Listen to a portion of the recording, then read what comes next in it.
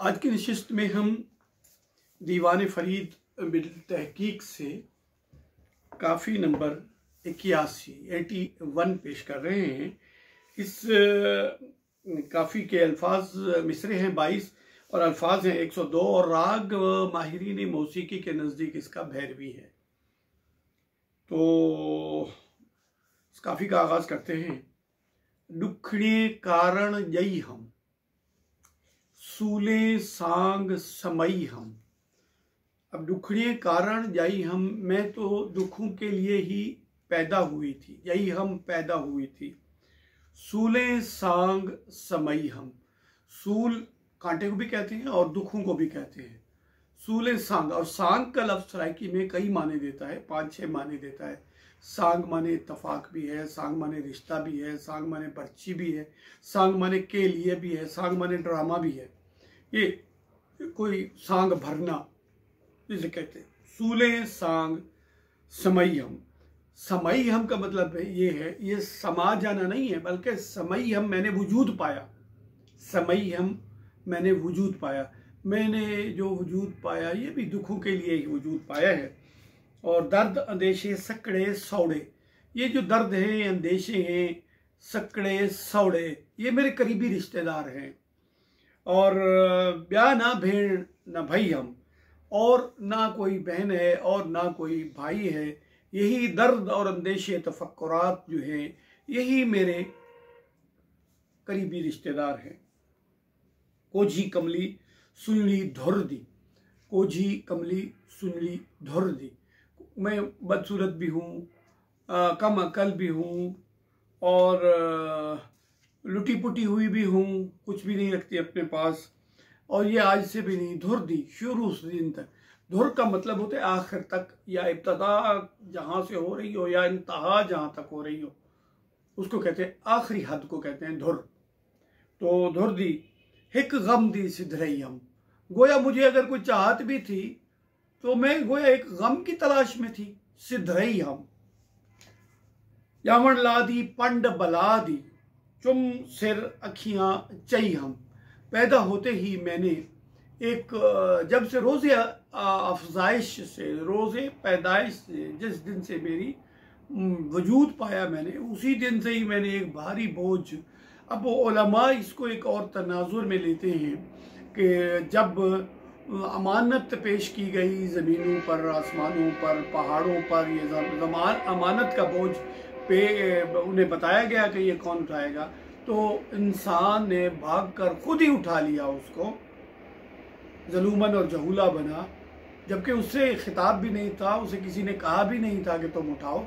तो जावण ला दी पंड बला दी, चुम सिर अखियां चाहिए हम, चूम कर मैंने अपने सर और आंखों पे रख ली। राहत वेदे विदा न की तुम, मई हम पर मत रही हम। राहत, आराम और सुकून ने जाते हुए, यानी मुझे छोड़ते हुए, यानी दुखों ने आते हुए और सुखों ने जाते हुए मुझे अलविदा तक भी ना कहा। ये तो ऐसा सलूक था कि वो माँ तो है लेकिन वो भी सोतीली माँ जिस तरह होती है, उन्होंने वैसे ही किया। और पीड़ पुरानी अमड़ी सकड़ी, मूझ मुझारी दई हम। पीड़ पुरानी, ये मेरा दर्द देरीना जो है, अमड़ी सकड़ी, यानी गोया यही मेरी हकीकी माँ है। ये दुख, दर्द और दर्द देरीना जो है, गोया यही मेरी सगी माँ है। और मूझ मुझारी दई हम, मूझ एक ऐसी कैफियत को कहते हैं जिसमें बिछड़ जाने का दुख होता है और दोबारा मिलने की तड़प होती है।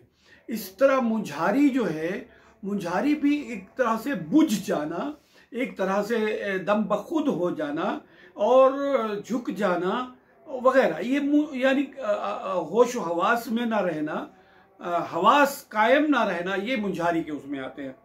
और दई हम, गोया ये कैफियत जो है यही मेरी दाई हैं, मैंने इन्हीं के हाथ पे जन्म लिया है।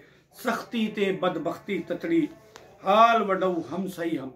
और सख्ती और बदबख्ती, ये जो है, ये ततड़ी का लफ्ज़ जो है ना, ये बड़ा अजीब है, कई मानों में इस्तेमाल होता है। ततड़ी एक तो हल्की सी किसी को मोहब्बत से या किसी वजह से हल्की सी बद्दुआ भी देते हैं कि ततड़ी यानी तपी हुई, तपीदा, और यही इसी तरह कहते हैं।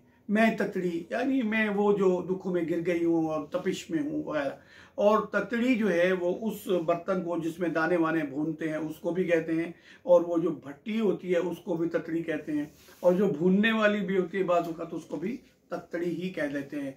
वो जो दुखों और तपिश में मौजूद हो। और पीड़ सख्ती ते बदबख्ती ततड़ी हाल वंडऊ हम सही हम, यानी मेरा कोई अगर हाल लेने वाला था, खबरगिरी करने वाला था, जो मेरे साथ बैठ के कोई गुफ्तगू कर लेता था, मेरे दुख सुन लेता था या मुझे अपने दुख सुना लेता था, तो वही बस सख्ती और बदबख्ती ही थी जो मेरे साथ हम कलाम होती थी। और बेठा ही दी चुनरी चोली पई हम पाठ हम कई हम। बेठा ही यानी वो जो जुड़ती ना हो, जो लायक ना हो, जो जचती ना हो। मैंने वो चोली पहन ली, लेकिन पहन भी ऐसी ली कि फिर मैंने उसको ठमका कर दिखाना, सराइकी में बड़ा खूबसूरत लफ्ज़ है, यानी किसी चीज़ का जचना, उसको बहुत हुस्न खूबी के साथ अपनाना या पहनना या अपनाना, उसको कहते हैं ठमकावण। और सराइकी में कहते हैं पेंदा हर कोई है, ठमकेंदा कोई कोई है, यानी पहन तो हर कोई लेता है, लेकिन वो शान शौकत और वो उससे लुत्फ लेना, लुत्फ देना, खूबसूरत नज़र आना, ये हर एक के बस में नहीं होता।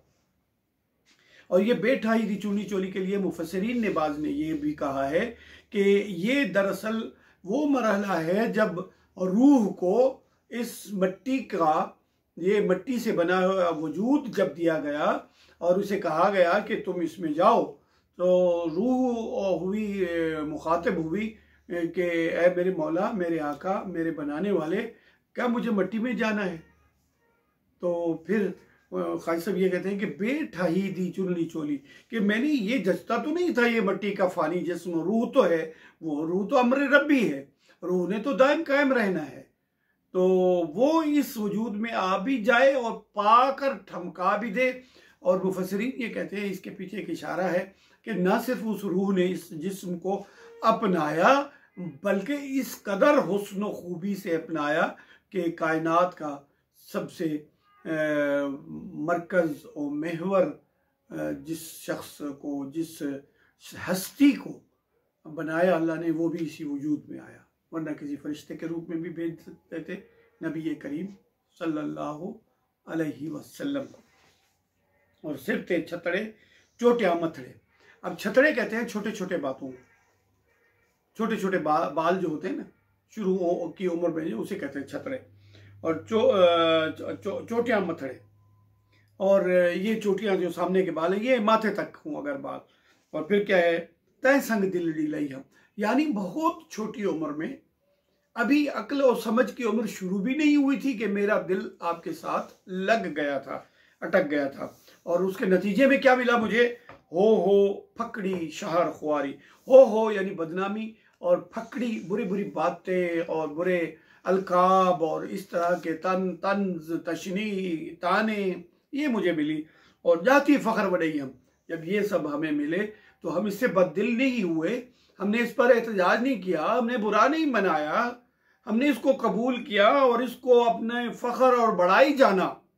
जो तेरे नाम की हमें बदनामी मिल रही थी तो उसको हमने अपनी फ़ख्र और बड़ाई जाना। और आखिरी शेर है, कीवें यार फरीद विसारा जय कीते इत आई हम। ए फरीद, मैं उस दोस्त को किस तरह फरामोश कर सकती हूँ, किस तरह अपने दिल से उतार सकती हूँ, किस तरह उसे मैं भूल सकती हूँ। जय कारण इत आई हम, जिसके लिए मेरा यहाँ आना हुआ, उसको तो मैं कभी भी नहीं भूल सकती।